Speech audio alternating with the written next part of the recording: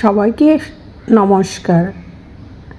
আজ এই নতুন বছরে প্রথম কাঁচা কাঁঠালের তরকারি রান্না করব। কিভাবে করি সেটাই শেয়ার করব।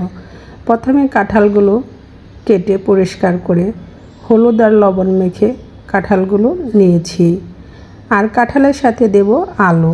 আলুগুলো কাঁঠালের মতো সেমভাবে কেটে আমি ভেজে তুলে নেব। তবে কাঁচা কাঁঠালের তরকারি খেতে কিন্তু দারুণ মজাদার। যারা পছন্দ করো তারা তো অবশ্যই জানো কাঁচা কাঁঠালের তরকারি মানে সুস্বাদু একটা খাবার। আর কাঁচা কাঁঠাল দিয়ে অনেক ধরনের রেসিপি তৈরি করা যায়। আলুগুলো একটু ভালো করে ভেজে তুলে নেব এবং সেমভাবেই আমি কাঁঠালগুলো ভেজে নেব। শুধু হলুদ আর লবণ দিয়ে 10 মিনিট মেখে রেখেছিলাম। এখন কাঁঠালগুলোকে একটু ভালো করে ভেজে তুলে নেব। আর কাঁঠাল ভেজে রান্না করলে রেসিপিটা কিন্তু খেতে দারুণ লাগে। আজ এই কাঁঠাল আলু দিয়েই চিংড়ি মাছের মজাদার রেসিপিটা রান্না করব। তবে এই কাঁঠালের সাথে আরেকটা জিনিস দেব, কি সেটা দেখতে হলে আমার সাথেই থাকো আর দেখতেই থাকো। অনেকে তো অনেকভাবেই কাঁঠালের রেসিপি রান্না করে খেয়েছো, তবে আমার রেসিপিটা একবার ফলো করে দেখতে পারো, খেতে কিন্তু অসাধারণ লাগে। কাঁঠালগুলো ভাজা হয়ে গিয়েছে, তুলে নিলাম। অবশিষ্ট ওই তেলে দিয়ে দিচ্ছি গোটা তেজপাতা, শুকনো মরিচ আর গোটা জিরা দিয়ে হালকা একটু ভেজে নেব।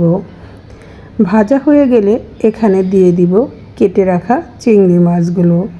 চিংড়ি মাছগুলো আমি একটু কড়া করে ভেজে নেব, কারণ চিংড়ি মাছ একটু কড়া করে ভেজে নিলে এর ফ্লেভারটা দারুণ আসে, খেতেও দারুণ মজা লাগে। চিংড়ি মাছগুলো এভাবে একটু স্বাদ মতো লবণ দিয়ে একটু ভেজে নেব। ভাজা হয়ে গেলে এখানে দিয়ে দিব কেটে রাখা টমেটো। টমেটো দিয়ে কি কেউ কখনো কাঁঠাল রান্না করে খেয়েছো? যদি না খেয়ে থাকো, খেয়ে দেখতে পারো, খেতে দারুণ লাগে। চিংড়ি মাছ যখন ভাজা হয়ে যাবে তখন এখানে কেটে রাখা পাকা টমেটো দিয়ে আবার ভেজে নিতে হবে। টমেটোটা চিংড়ি মাছের সাথে এভাবেই মশলা ছাড়া ভাজতে হবে। টমেটোটা যখন চিংড়ি মাছের সাথে ভাজা হয়ে যাবে তখন এখানে বাকি মশলাগুলো দিয়ে কষিয়ে নিতে হবে। দিয়ে দিচ্ছি কাঁচামরিচ, দিয়ে দিব এখানে আমি হলুদ গুঁড়া, মরিচ গুঁড়া, ধনিয়া গুঁড়া পরিমাণ মতো। কারণ আমার টমেটোটা চিংড়ি মাছের সাথে ভাজা হয়ে গিয়েছে। এখন মশলাগুলো দিয়ে অল্প পরিমাণ জল দিয়ে একটু ভালো করে কষিয়ে নেব। এই মশলাটা ভালো করে কষাতে হবে, কারণ এই মশলাটার স্বাদই কাঁঠালের রেসিপিটাকে আরও বাড়িয়ে দিবে। দিয়ে দিচ্ছি 1 টেবিল চামচ চিনি। চিনি হচ্ছে স্বাদটাকে ব্যালেন্স করবে।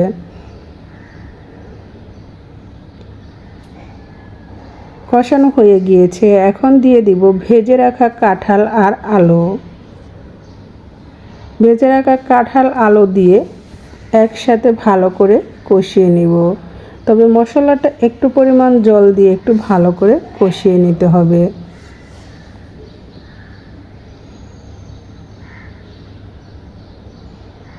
এখন দিয়ে দিচ্ছি ভেজে রাখা আলু আর কাঁঠাল।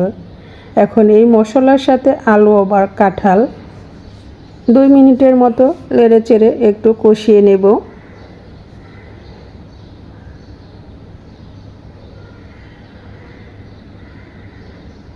যারা কাঁঠাল খেতে পছন্দ করো কিন্তু রান্না করতে পারো না, তাদের জন্য একটু হলেও এই রেসিপিটা কাজে আসবে।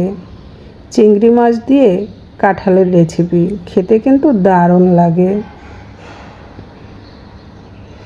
গরম ভাতে বা পরোটা লুচির সাথে এমন একটা মজাদার রেসিপি হলে খেতে কিন্তু অসাধারণ।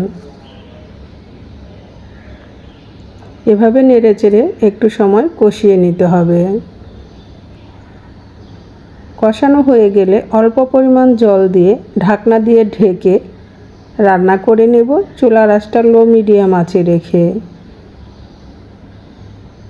আর যারা এত সময় ধরে আমার ভিডিওটি দেখতেছো তাদের সবাইকে অনেক অনেক ধন্যবাদ। আর নতুন বন্ধু যারা আমার পরিবারে আসছো তাদের সবাইকে অশেষ অশেষ ধন্যবাদ।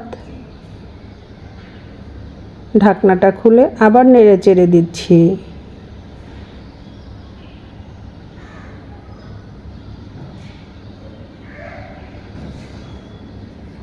আমার কাঁঠাল রান্নাটা কিন্তু প্রায় হয়ে গিয়েছে।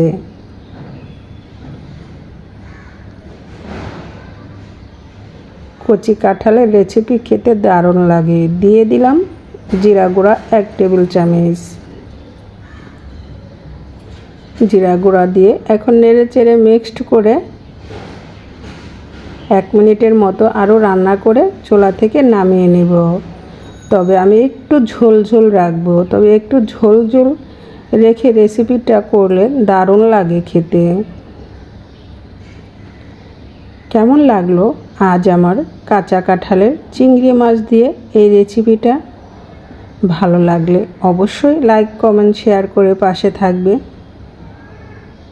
এই ছিল আজকের মজাদার রেসিপি, কাঁচা কাঁঠালের রেসিপি। কাঁঠাল শেষ হয়ে যাওয়ার আগেই এভাবে করে দেখতে পারো। লবণ একটু কম হয়েছিল, তাই তো আবার একটু লবণ দিয়ে নেড়েচেড়ে মিক্সড করে নিচ্ছি, কারণ এখন কাঁঠালের সিজন। তাই তো কাঁচা কাঁঠাল যারা পছন্দ করো এভাবে একবার ট্রাই করে দেখতে পারো। এখন আমি চুলা থেকে নামিয়ে নেব। আমি চুলা থেকে নামিয়ে নিলাম। এই ছিল আজকের মজাদার রেসিপি। সবাই ভালো থেকো, সুস্থ থেকো। আবার আসবো তোমাদের মাঝে নতুন রেসিপি, নতুন ভিডিও নিয়ে। সবাইকে অনেক অনেক ধন্যবাদ দিয়েই শেষ করছি আজকের ভিডিওটি। সবাই ভালো থাকবে, সুস্থ থাকবে। সবাইকে টাটা।